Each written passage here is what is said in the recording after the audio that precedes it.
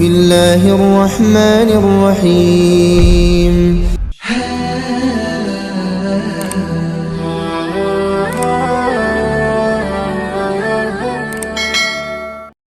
Assalamualaikum warahmatullahi wabarakatuh. Alhamdulillahi rabbil alamin. Allahumma sholli ala sayyidina Muhammad wa ala ali sayyidina Muhammad. Puji syukur alhamdulillah, pada kesempatan ini kita dapat berjumpa kembali di channel ini. Harapan dan doa semoga sahabatku semua selalu diberikan kesehatan, dipanjangkan umurnya, dilapangkan rizkinya, diampuni dosa-dosanya. Amin ya rabbal alamin. Sholawat beserta salam semoga senantiasa tetap tercurah limpahkan kepada baginda Nabi kita, yakni Nabi besar Muhammad sallallahu alaihi wasallam. Sahabat beriman yang dirahmati Allah, sejak kecil kita selalu diperingatkan untuk tidak bersikap buruk kepada orang tua. Jangan sampai kita menjadi anak durhaka yang suka membangkang dan menyakiti hati orang tua. Karena kita semua sudah tahu ridho Allah berasal dari ridho orang tua. Akan tetapi di era sekarang banyak dari orang tua yang kurang menyadari akan sikapnya terhadap anak, sehingga sikap yang dirasa benar oleh orang tua ini justru bisa dikatakan mendurhakai seorang anak. Ada satu kisah menarik yang mungkin bisa kita jadikan sebagai pelajaran. Suatu hari ada seorang laki-laki menemui Umar bin Khattab untuk mengadukan perihal kedurhakaan anaknya. Umar lalu memanggil anak tersebut dan menegur perbuatannya. Setelah ditegur, anak tersebut bertanya kepada Umar, "Wahai Amirul Mukminin, bukankah anak memiliki hak atas orang tuanya?" Umar menjawab, "Benar." Lantas anak tersebut bertanya, "Apa hak seorang anak?" Lalu Umar pun menjawab, "Memilihkan calon ibu yang baik untuknya, memberikan nama yang baik, dan mengajarinya Al-Quran." Kemudian si anak tersebut berkata, "Wahai Amirul Mukminin, ayahku tidak pernah melakukan satupun dari apa yang Tuhan sebutkan itu. Ibuku wanita berkulit hitam bekas budak beragama Majusi. Ia menamakanku Ju'lan, yang artinya tikus atau curut, dan dia tidak pernah mengajariku satu huruf pun dari Al-Quran." Mengetahui jawaban si anak, Umar pun mendekati orang tua itu dan berkata, "Engkau datang mengadukan kedurhakaan anakmu, padahal engkau telah durhaka kepadanya sebelum ia mendurhakaimu. Engkau telah berbuat buruk kepadanya sebelum ia berbuat buruk kepadamu." Mendengar jawaban dari Umar, laki-laki tersebut pun meminta maaf kepada anaknya dan berjanji akan mendidiknya dengan baik. Dari kisah tersebut bisa disimpulkan bahwa ada dosa besar yang dilakukan orang tua terhadap anak, entah disadari atau tanpa disadari. Lalu apa saja dosa besar orang tua terhadap anak tersebut? Yang pertama, bersikap kasar terhadap anak. Sebagai orang tua, kita sangat tidak dianjurkan untuk memaki anak karena perilakunya yang tidak kita sukai. Apabila kita menemukan sikap anak yang tidak kita suka, hendaknya nasihatilah dengan lembut dan tetap dengan penuh kasih sayang. Rasulullah Shallallahu Alaihi Wasallam pernah bersabda, "Sesungguhnya Kalian akan dipanggil pada hari kiamat dengan nama-nama kalian dan nama ayah kalian. Maka perbaikilah nama kalian. Hadis riwayat Abu Daud. Oleh sebab itu, marah atau memaki anak sangatlah tidak dianjurkan, apalagi sampai memaki anak dengan memanggil nama yang tidak sesuai dengan nama si anak. Lalu yang kedua, pilih kasih kepada anak.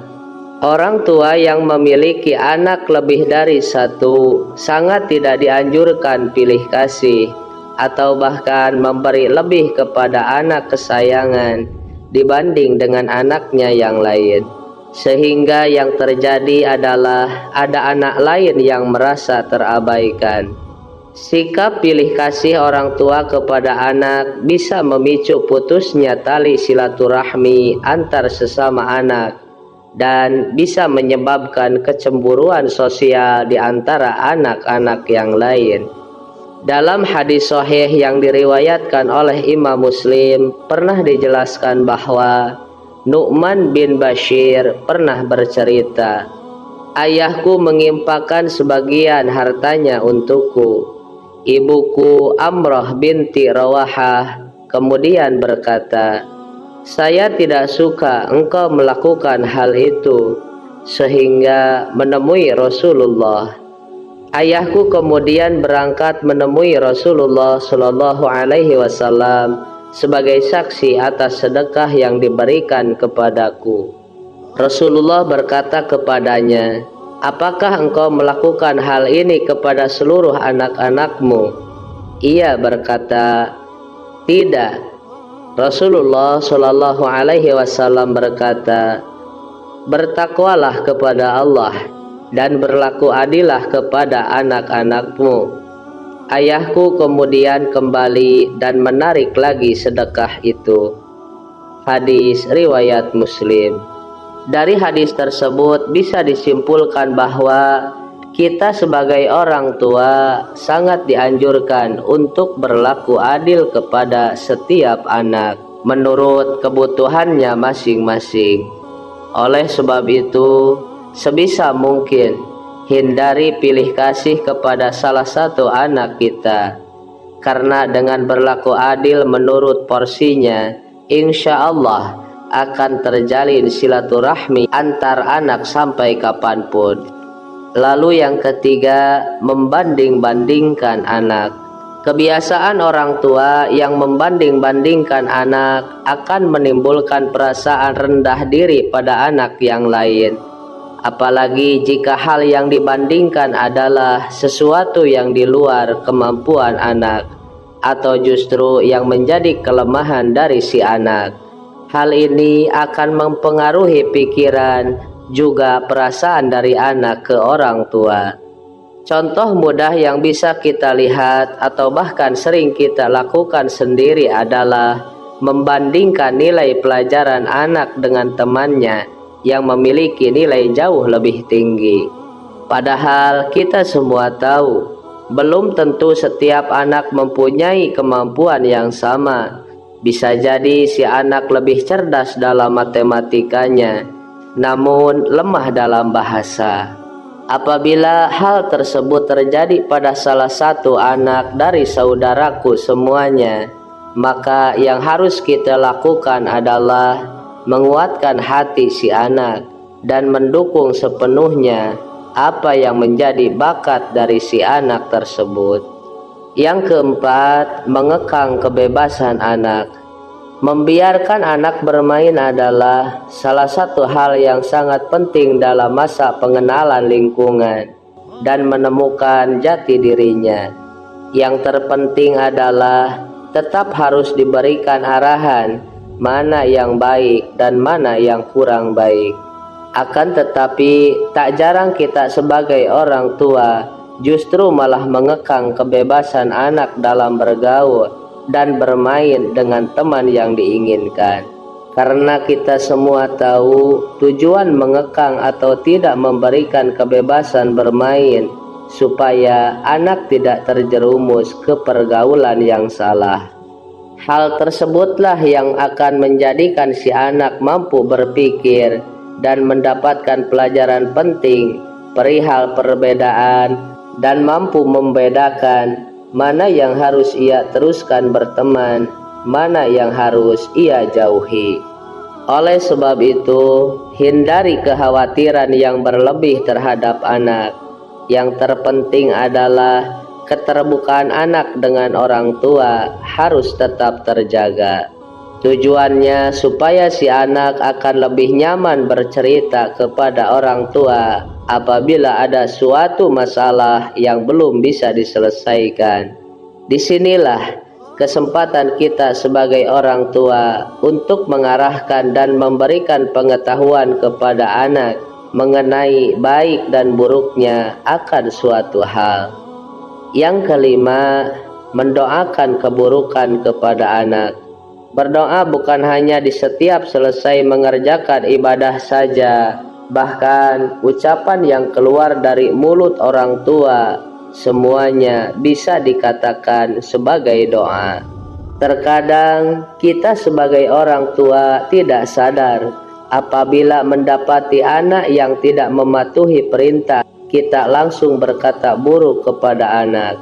Padahal setiap ucapan yang keluar dari mulut orang tua merupakan doa yang bisa jadi langsung dikabulkan oleh Allah Subhanahu wa ta'ala.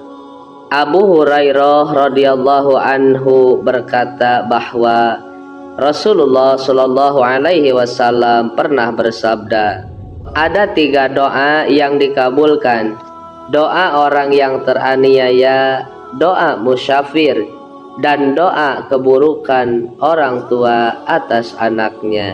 Hadis riwayat Tirmizi. Oleh sebab itu, berhati-hatilah dalam berbicara kepada anak. Berpikirlah terlebih dulu apabila hendak marah kepada anak, dan hindari sebisa mungkin terbawa emosi saat marah kepada anak, apalagi sampai menyumpah si anak dengan ucapan yang kurang baik. Karena hal tersebut bisa saja terjadi kepada si anak di kemudian hari, dan jika memang benar terjadi, barulah kita akan menyesalinya. Lalu apa yang harus kita lakukan supaya tidak terbawa emosi? Hal yang bisa kita lakukan adalah memperbanyak istighfar terlebih dahulu. Lalu tanyakan alasan kepada si anak perihal apa yang menurut kita atau orang tua menjadi kesalahan dari si anak. Kemudian berikan perumpamaan dan saran, lalu kembalikan kepada si anak supaya menentukan pilihan. Insya Allah si anak tidak merasa tersakiti hatinya dan mampu berpikir bahwasannya hal yang dikerjakan tersebut kuranglah baik dan harus ditinggalkan. Yang keenam, tidak memberi pendidikan kepada anak. Yang dimaksud pendidikan dalam hal ini bukanlah sekedar pendidikan sekolah saja, akan tetapi juga menyangkut berbagai macam aspek kehidupan. Misalnya adalah pendidikan agama, sosial, budaya, dan lain sebagainya. Setiap orang tua wajib memberikan pembekalan keterampilan kepada setiap anak-anaknya, sehingga keterampilan tersebut bisa menghantarkan anak untuk menemukan jati diri perihal menemukan kehidupan yang bahagia, dunia maupun akhirat. Apabila kita mengabaikan pendidikan anak, maka bisa dikatakan anak tersebut layaknya anak yatim, padahal masih mempunyai kedua orang tua. Ada syair Arab yang mengatakan, anak yatim itu bukanlah anak yang telah ditinggal orang tuanya dan meninggalkan anak-anaknya dalam keadaan hina. Sesungguhnya anak yatim itu adalah anak yang tidak dekat dengan ibunya yang selalu menghindar darinya, atau ayah yang selalu sibuk dan tidak ada waktu bagi anaknya. Kalau kita menyimpulkan, syair tersebut ingin menyampaikan bahwa perhatian adalah kunci penting dalam mendidik anak supaya sukses di dunia dan akhirat. Bentuk kedurhakaan terhadap anak apabila kita sebagai orang tua justru tergelam dalam kesibukan, sehingga yang terjadi adalah kita lupa untuk mengajarkan anak tentang akidah agama. Rasulullah Shallallahu Alaihi Wasallam pernah bersabda, ajarilah anak-anakmu sholat saat mereka berusia 7 tahun, dan pukullah mereka bila tidak melaksanakan sholat pada usia 10 tahun. Hadis riwayat Tirmizi. Sahabat beriman yang dirahmati Allah, marilah kita sebisa mungkin menjadi orang tua yang bisa dijadikan panutan bagi anak-anak kita. Semoga Allah Subhanahu wa Ta'ala selalu melindungi dan menjauhkan kita semua dari perbuatan tercela semasa hidup di dunia. Wallahu a'lam bishawab. Demikianlah sahabat yang bisa disampaikan. Semoga bermanfaat untuk kita semua. Amin ya rabbal alamin. Akhirul kalam. Wassalamualaikum warahmatullahi wabarakatuh.